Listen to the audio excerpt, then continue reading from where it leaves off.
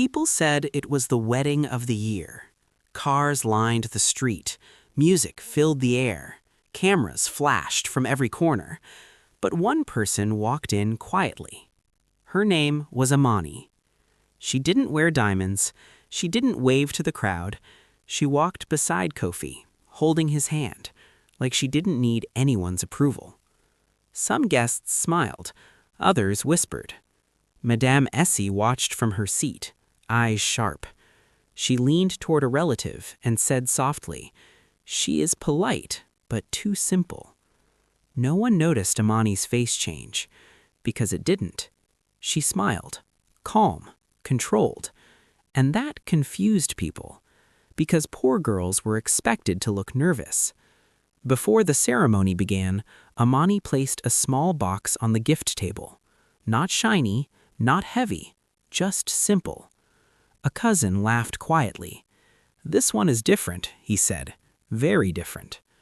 Amani stepped back, sat down, and folded her hands like she was exactly where she belonged. Sometimes the quietest person in the room carries the heaviest story. If you enjoy emotional African stories like this, like the video and subscribe. More parts are coming. The gift table sparkled.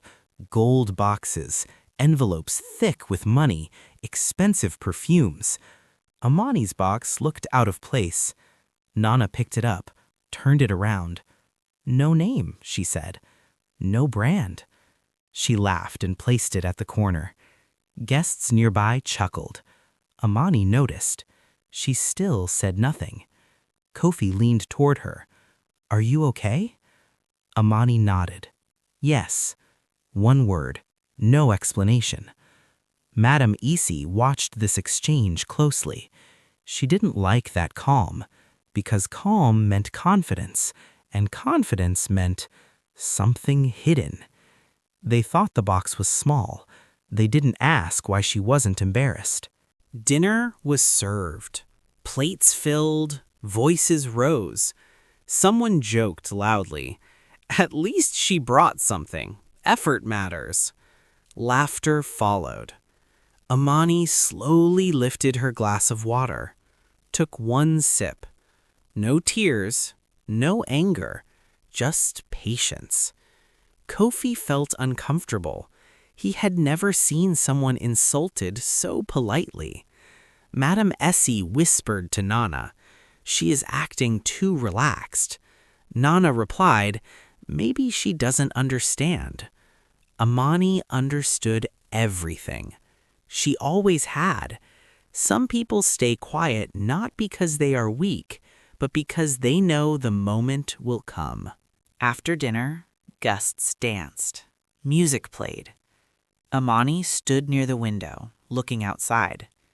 Madame Essie approached her. "You could have brought something more suitable," she said. Amani smiled gently.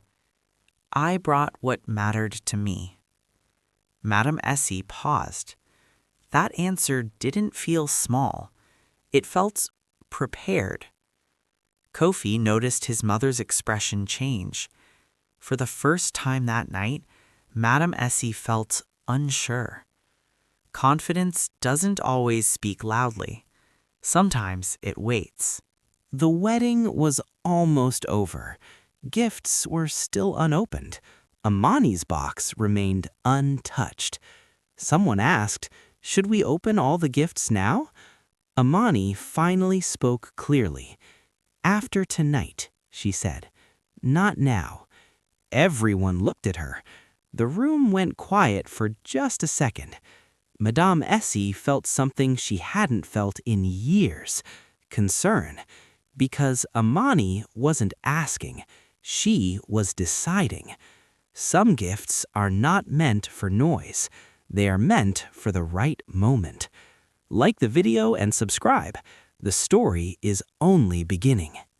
Guests had started leaving, laughter fading into the night air. The gift table still held the small, simple box, untouched. Nana glanced at it again, a little annoyed. "Why hasn't anyone opened this yet?" she muttered. Amani stood quietly, hands folded, eyes calm as if she was expecting something. Kofi tried to speak.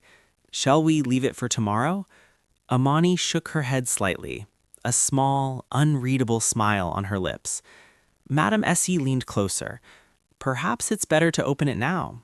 Who knows what's inside?" The room seemed to pause, the chatter dying down as someone reached toward the box. But Amani stepped forward, stopping the hand midair. "Not yet," she said softly. Everyone froze. Her calmness made the tension sharper. The room buzzed with curiosity and doubt. No one knew why she delayed opening it, yet they all felt something heavy in that silence. After dinner, a guest finally broke the silence. "Why would a bride bring such a simple gift?" Whispers spread across the table. People leaned in, trying to guess, comparing gifts. Nana smirked, shaking her head, certain the box contained nothing valuable. Amani didn't answer. Her eyes scanned the room, resting briefly on each face. The subtle calm in her gaze unsettled even Madame Essie. Kofi leaned closer, his voice low. "Amani, are you sure this is all right?" She nodded, not a word more. It wasn't arrogance, but quiet confidence, and that unspoken certainty had everyone wondering, what did she know that they didn't? Kofi couldn't stop thinking about the gift. He remembered the way Amani's hands had held it, the way she refused to explain. Something about her calmness was different from the nervous brides he had seen before. He glanced around the room. Guests were still whispering, laughing nervously, assuming nothing important was inside. But Kofi felt a knot in his chest, a feeling that this gift meant far more than it appeared. He approached Amani quietly. "What is in the box?" he asked. She only smiled, a knowing smile, and shook her head. Her silence spoke louder than any explanation. Madame Essie had never felt unsettled like this at a wedding. She had control over every detail, every person, every smile. Yet here, the bride's simple gesture, her quiet poise, was impossible to read. She glanced at the box again. Could something so small really matter? Her eyes narrowed, her mind racing. She had spent a lifetime assuming she could predict everything, but tonight she felt that certainty slip. And though no one said it aloud, she understood. The gift was not simple, and the girl was not ordinary. The room quieted as the door opened. An unexpected guest appeared, someone no one had anticipated. Heads turned, murmurs ran through the hall. The newcomer's eyes were fixed on Amani, and for a moment, even Kofi felt the air change. Amani's posture did not waver. She acknowledged the visitor with the slightest nod, still calm, still composed. Madame Essie stiffened. Who was this person? What did they want? The visitor approached slowly, carrying a small envelope. Amani reached for it with her usual calm, but the visitor hesitated, studying her expression. Something unspoken passed between them. No words were needed, but the tension in the room had shifted. Everyone suddenly realized the wedding night had only just begun, revealing its true surprises. The visitor stepped closer, holding the envelope carefully. Amani's calm gaze never left them. Slowly, she took the envelope, her fingers brushing against theirs for a brief moment, a silent acknowledgement passing between them. Madame Essie felt a chill. She had never seen Amani react like this to anyone, not even to her. What is this?" she whispered to herself. The visitor smiled faintly, almost mockingly, and left as quietly as they had appeared, leaving an air of tension behind. Amani opened the envelope. Inside were documents, yellowed with age, yet sealed carefully. Papers that seemed insignificant at first glance. Kofi leaned closer. "What is it?" he asked. Amani didn't answer immediately. She studied the papers, her calm expression unchanged, though her eyes held a hidden intensity. Madame Essie couldn't resist stepping closer, peering over Amani's shoulder. Those "Those are old land documents?" she asked. Amani nodded slowly. "Yes, they belonged to my father." The room froze. No one spoke. A simple bride, holding a small box and a few old papers, yet the weight of those papers seemed to fill the entire mansion. Amani stood in the center of the room, holding the envelope with deliberate care. "I never said much before," she began softly. Her voice was calm but carried authority. "My father worked hard, long before anyone here existed in this city.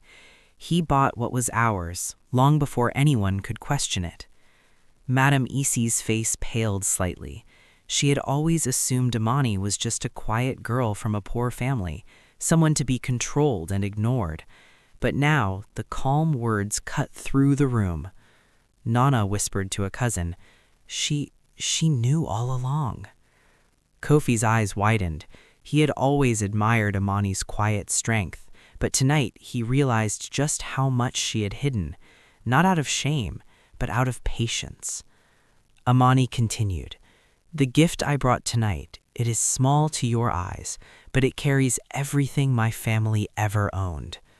The guests looked at the simple box differently now, their laughter and ridicule suddenly feeling foolish.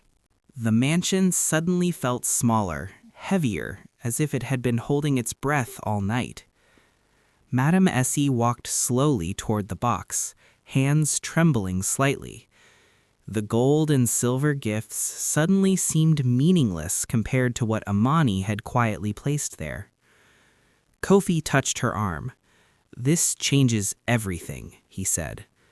Amani nodded once. "Not for me, but for them.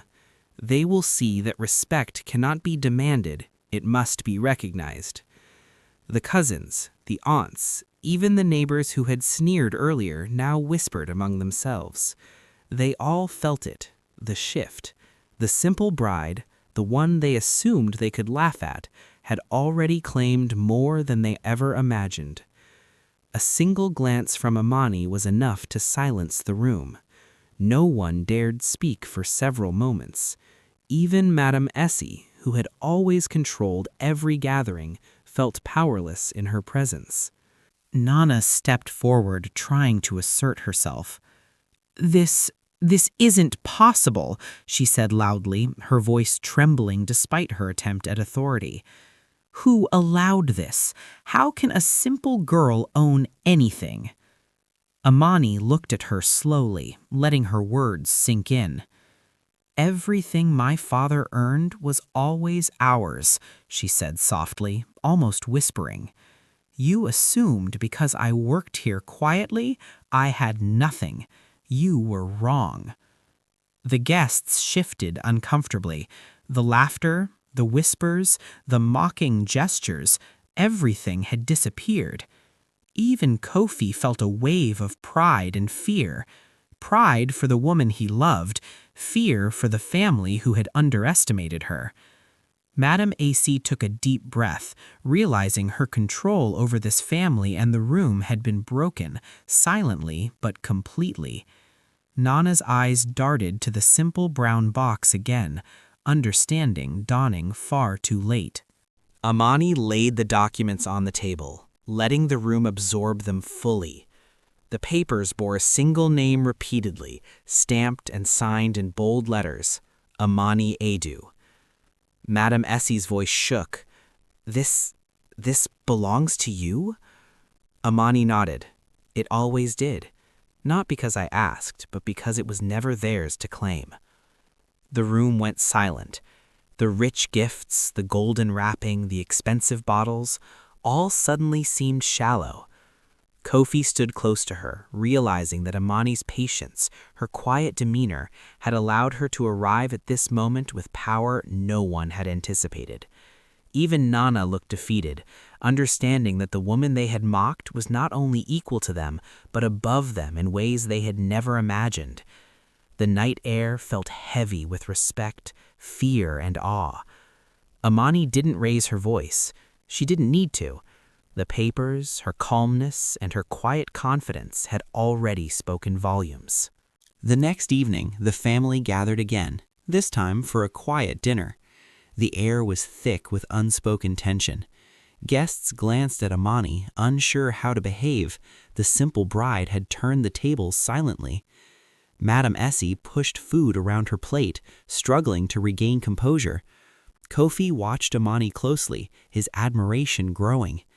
Amani remained calm, eating slowly, letting each bite seem deliberate, almost ceremonial. The cousins whispered, hesitant, glancing at the brown box still on the table. Nana muttered under her breath, "I never thought."